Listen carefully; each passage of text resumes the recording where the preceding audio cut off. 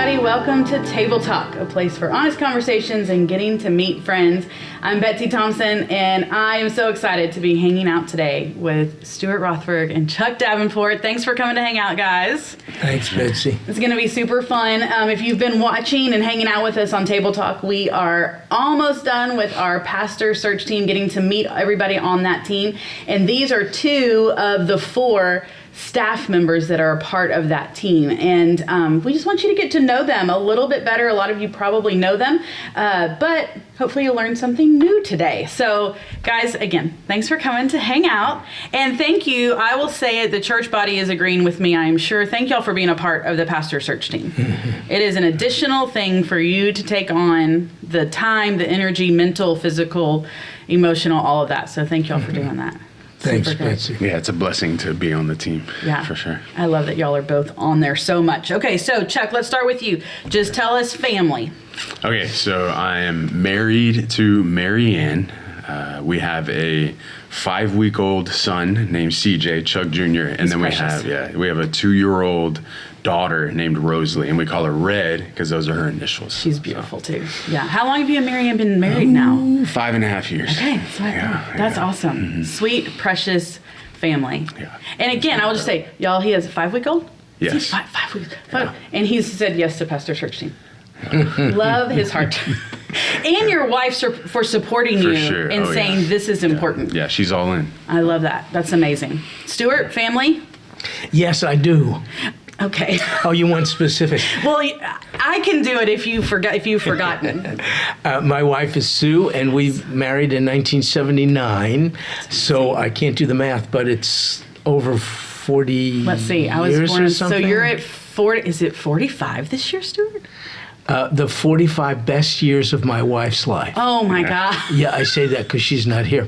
She will watch, Sue. I apologize. I will try my best. No. Listen, I will tell you this. Sue is just one of the wisest, kindest people. Yeah. And I was talking to her mentee in Beside a week ago, and was just telling her what a blessing it was that she got to be with Sue. Yeah. And here's the deal. Sue is an amazing teacher. Yeah, she's good. She's like, you're known for you're an amazing preacher, and you are. But man, Thank you. Sue's a great teacher. Yeah, she's excellent. She's really good. Yeah, and she's particularly gifted with children. Yeah. She's amazing with kids, adults too, but she has a real facility to communicate with young ones. She's awesome. I love her. She's great. She was a meteorologist in the military. I was a missionary in Germany with a group called the Navigators. Yeah. And I met Sue at a Bible study or something.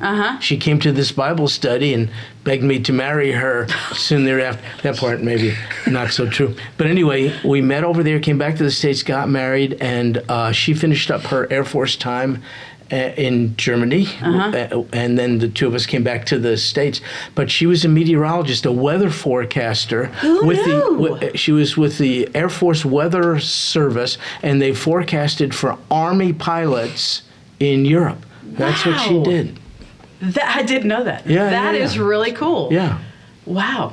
You did good with her. That part's true. Absolutely. You did good with her. Yeah. And then y'all have 3 amazing boys. 3 boys, wonderful daughters in love, we call them, and 6 beautiful grandkids. 6 grandkids. 3 boys, 3 girls. That's nice that they keep it even for you. Yes. So that makes it nice. Very considerate. That's awesome. Okay, so Stuart, how long have you been at Sagemont? Almost 30 years. That's amazing. Coming on 30 years. Yeah. Doesn't seem that way. Yeah. Tell me this. I think we here at Sagemont get very almost used to people saying, oh, I've been here 30 years. I've been here 40 years. I've been here 50 years. Yeah. We are very unique in that sense. Wouldn't you say that as a church, that is very unique to have that longevity of people? I think you're right. Not every church has that. Yeah. And I attribute the stability of the church, even through challenges that we've experienced, to that. The longevity of its staff and membership. That's right. It is very interesting. I think sometimes we just take that for granted and be able to go, no, wait, that is a enormous blessing of the Lord. So you know what this means, Betsy? What? Chucky needs to dig in Yeah. and remove any options of being elsewhere. This is it for life, Put buddy. me on the spot. That's right. Listen, maybe listen to God. I don't know. Maybe, or just Stuart. That's awesome. So almost 30 years. Chuck, what were we talking about? You've been here. 7, coming up on 7. So That's a really, yeah. but see, that's a That's really good. long time too. Yeah. Yeah, it's funny because at a lot of churches, I would be considered like a staff member who had been there a long time. But here at Yes. Sagemont, it almost feels like I haven't even arrived yet. Right. Yes. Which is just a mark of the faithfulness of the Holy Spirit here. Yeah. Like, it's incredible. And you have done, this is your show, Betsy, but No, go right ahead, Stuart. just such a tremendous job Yes. with college students. We had a college student ministry, but not anywhere near the extent to which we have now because of your great leadership. Yeah, Lord's been faithful. So, It's thank so you. good. You do an amazing job. So when you first came on, what did you come on as? I can't even remember. So I came on as the college pastor. Okay. And the process, I had called one of my buddies. I was at a church plant in Katy, and I called one of my buddies who was raised here at Sagemont. He had gone to church here. He had interned for a couple summers, and I had asked him, "Hey, can you pray for me? I feel pressed to shift from the role that I was in at the church plant in Katy, but I really didn't want to leave. Like I didn't want to go because I mean, when you're on staff somewhere, like you're so invested in discipleship, so invested in families and the culture, and I loved it. Like, and I was working with one of my best friends, and so I called my buddy. I was like, "Can you pray for me? I don't know what steps to take moving forward." And he prayed for me, and he called me back 30 minutes later. Sagemont had called him and offered him the opportunity to apply for the Wow. position, and he said no. He was like, he was already plugged in somewhere, but I know a guy who would be Wow. perfect for this role. And at that season, I didn't feel pressed to step into a student ministry role, but I didn't know what any other role there could be. Right. Like at the point that I was at, where I was in my walk with the Lord. And so he called me back, just kind of went through the process, and came here and was just kind of like, put me in a room, and I'll create disciples and we'll see what happens. Cause I wanted to get to know the culture before we really started implementing a bunch of different things, but Yeah. it's gone great. You weren't married at that point, No, were I you? wasn't. So I was on staff for a Right. year. I was engaged. So I had I think it was 20 months, 18 months engagement with my wife. And so we had a long engagement. Yeah. It was great, but it was miserable. Right. All in the same breath. Yeah. But yeah. So I was here for a year, and then we got married. Chuck, I will tell you, watching you grow over the last 7 years that you've been here has been one of the neatest things that I will remember being at Sagemont. Like your purposefulness in learning and getting people to feed into you and to help you grow, your openness to say, hey, I'm going to teach, somebody come watch me and then critique me. Right. In the best of ways. And you're such a great example of that. And then I see others learning that from you just by watching you and the impact you're making on this next generation of, it is a good thing to have people speak to you honestly and truthfully and not just sugarcoat everything. So you do an amazing job. Yeah. Well, the Lord's definitely convicted me in discipleship. Like, just as you would extend a hand backwards and you would train someone else up in righteousness, that you should extend your hand forward and you should ask someone to train you. So he's been good to me. Yeah. It's You know, been one great. of the marks of the gift of leadership is that people follow you.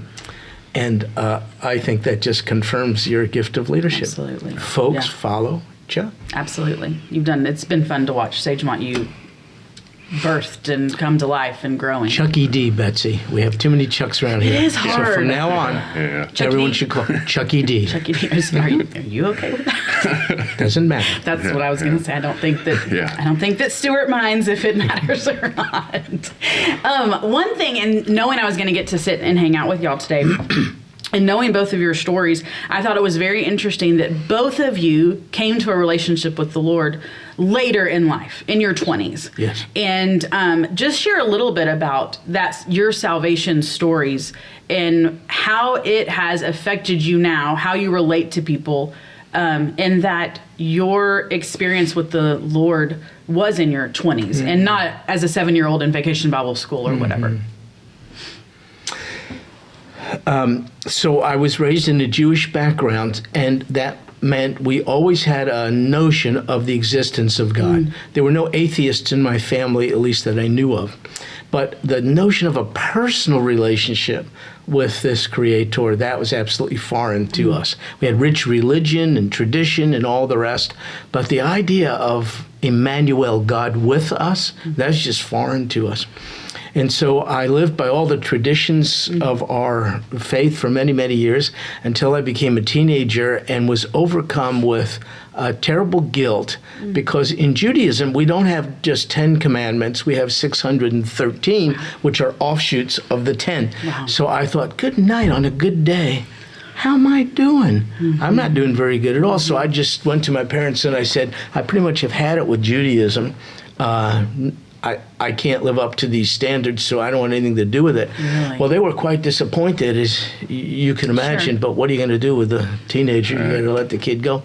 So I thought I had no interest in spiritual things, and that's because I didn't understand what spiritual things meant.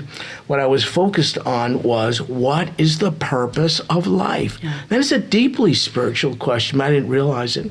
And so I went off on a quest to find an answer, and I did the things on a much smaller scale that a famous predecessor of mine, Solomon, did. Try this, try that, experience this, experience that, all fleeting kinds of a thing, nothing that meets the need. And I came to the same conclusion he did, vanity of vanities. It's all emptiness. And so at that point, I started to think of suicide. Wow. Isn't that a... How old were you at that point? I was... probably 19 or 20, something like that. Yeah. And I was not upset. I was not distraught. I just did an evaluation. Yeah. Life is just not good. Wow. I'm empty. What's the purpose of living? So I was involved. Our stories are somewhat similar. Yeah. I was involved in lots of drugs and drinking, which was terrible because my father was an alcoholic and I did not want to repeat his habits. But here I was, the sins of the father kind of being visited on the sons. And so I made recourse to, in fact, the same drink of choice that he chose. Really? There's all kinds of varieties of stuff. If you went into a liquor store, this is a good topic, isn't it, for Sure, your thanks, listeners? Stuart. If you did, there are like hundreds of options. Sure. When I went, I chose the same thing my father did. Well, I was just disgusted. I'm caught in the same pattern and all the rest, and so I made 2 suicide attempts. Did you really? Yeah, in my early 20s, and failed miserably at both. I was very disappointed. But even then, think about it, Almighty God had his eye upon me. I came to know him at a certain point, but he knew me Absolutely. from before that point. And so I met a guy in the military.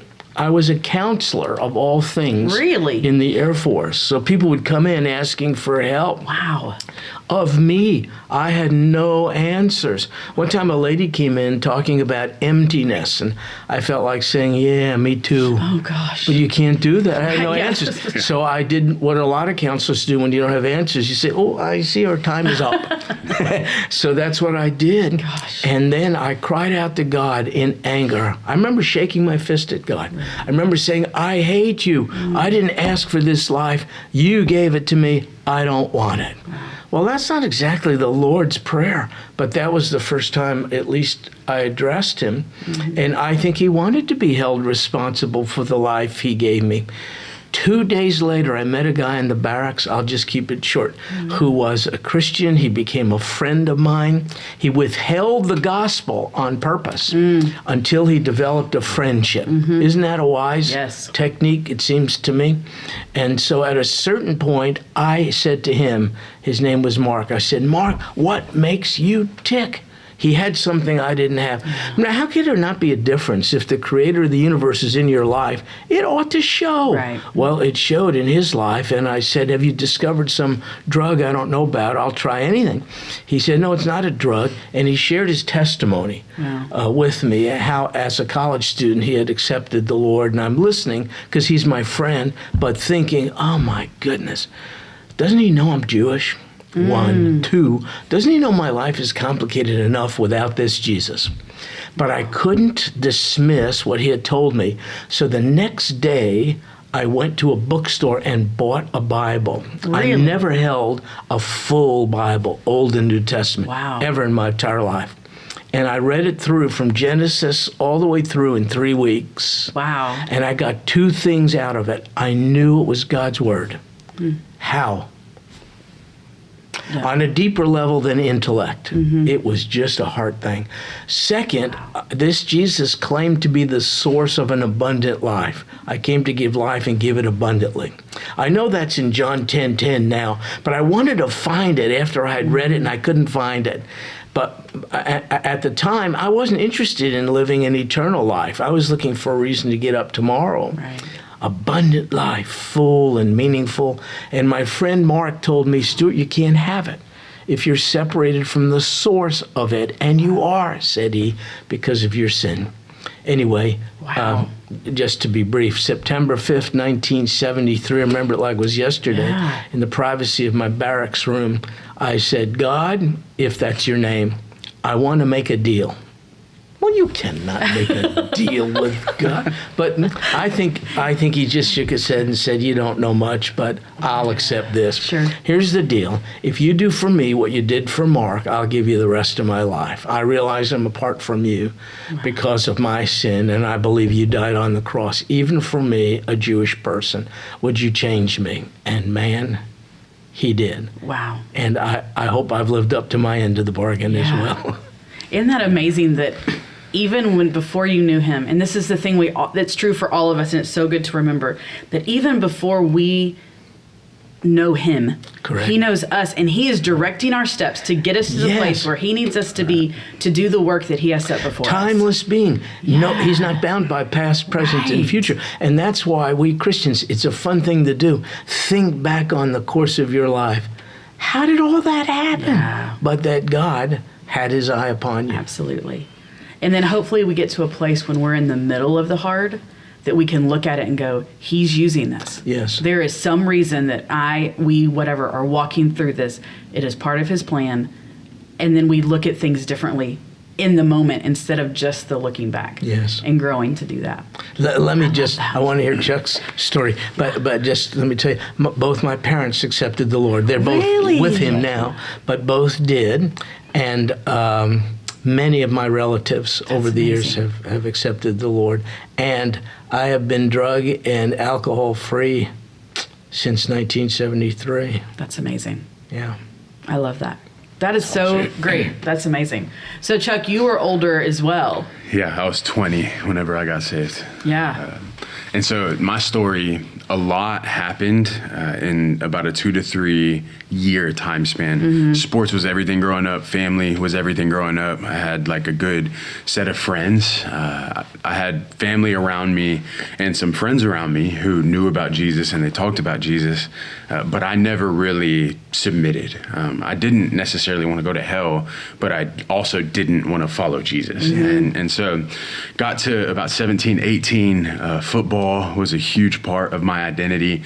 Didn't get the opportunities that I was hoping for. And I kind of started diving deeper and deeper into drug culture and party culture and fighting culture. That was a big thing about the group that I ran with, is we enjoyed a scuffle. Like, it's just like what we did. And over kind of from 17 years old to 20, it was just a snowball effect. And what I did was I had a lot of insecurities, but you couldn't talk about them. There was no space to process and talk through. It was very much so like an alpha culture. And so if you were to talk about those things, you would be viewed differently. And so the way that I masked it was addiction. And so I had a bunch of different addictions that I went to, specifically drugs and alcohol and lust. And then I would say adrenaline. Like I really enjoyed that adrenaline rush, wherever I could seek it out. The adrenaline was something that I sought.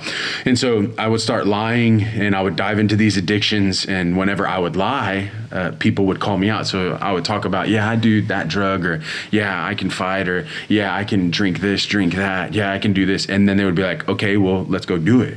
And then I would have to kind of live up to the lie that I had spoken. And so that's really what got me deep into all of it. And then I just started choosing to get more involved. And so an example would be I got to a point where whenever I did stop drinking, I had like full body cramps because my body was dependent on it. Wow. And whenever I started diving into the drug culture, all of a sudden my money couldn't feed the habit.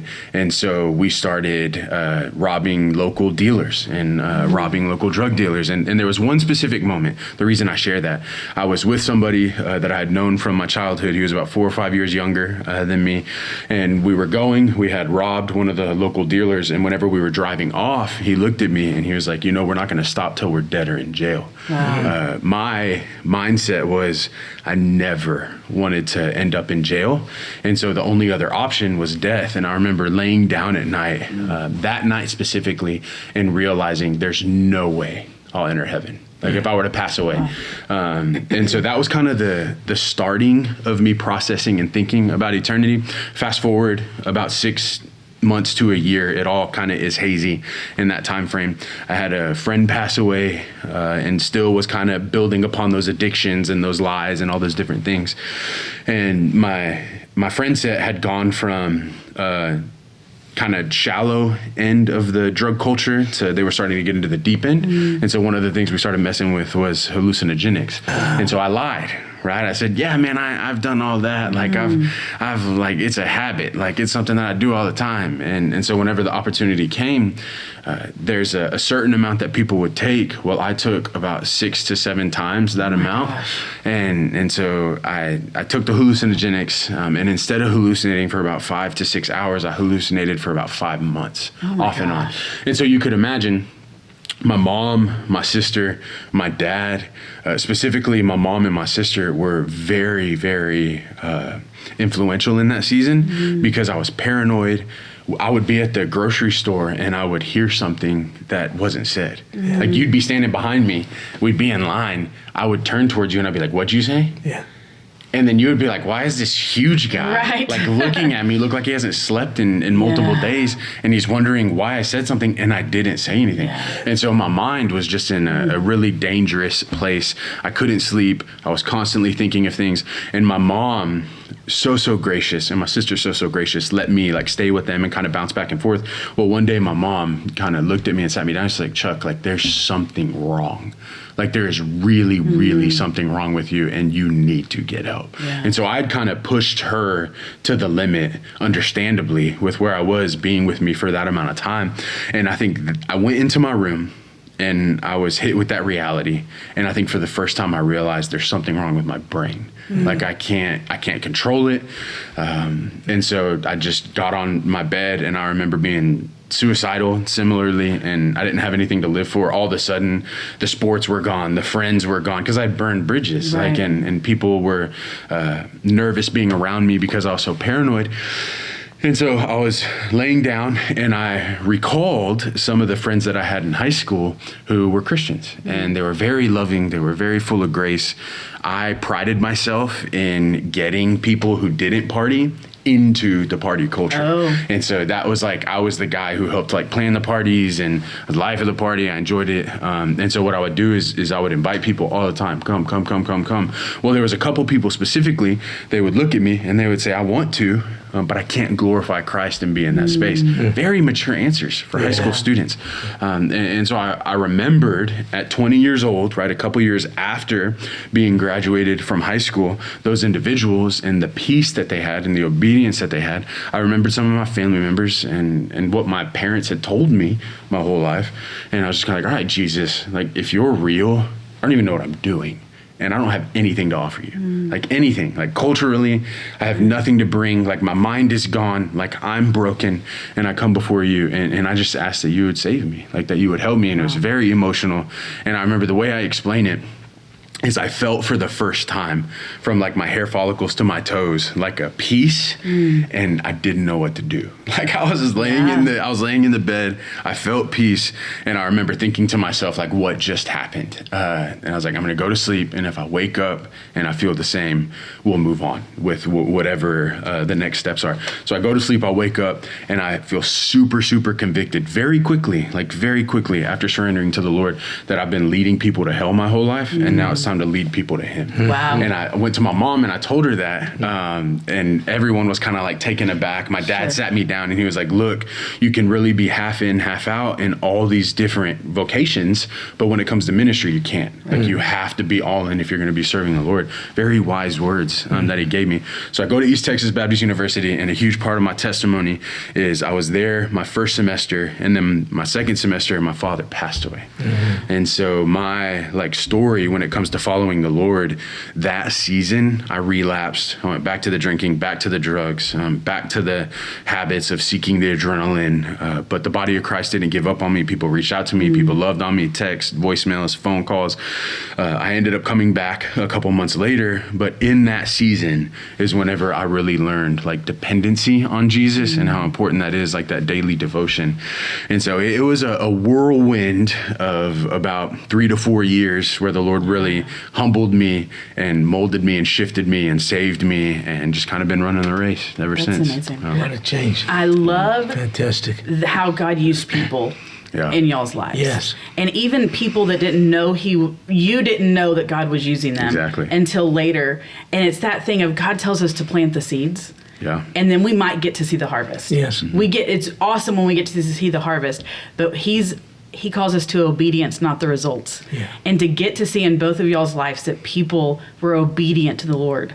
And now you're like, man, if you could go back to him now and say, thank you, look how God used y'all. Yes. And how change in my life so that God could use me. And it wasn't in church for either of us. Right. Yeah. Which is so the cool. gospel should go forth. People should have an opportunity Absolutely. to respond. But sometimes I think we're too dependent on what happens in church. Right. We're supposed to not just come to church, but be the church. Absolutely. I wouldn't have been reached if Right. that fella in the barracks wasn't a faithful representative of Christ. I wasn't going to any church at Right. that point. Yeah, no way. No way. Yeah.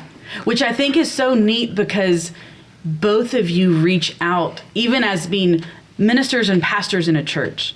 You both have a reach that goes far beyond the walls of the church. And I'm sure that is very purposeful for both of you because of your story. Well, there's others like us out there. Absolutely. And they're not going to come to church. Yeah. We have to reach them. Yeah. Isn't that the best? I love that so much.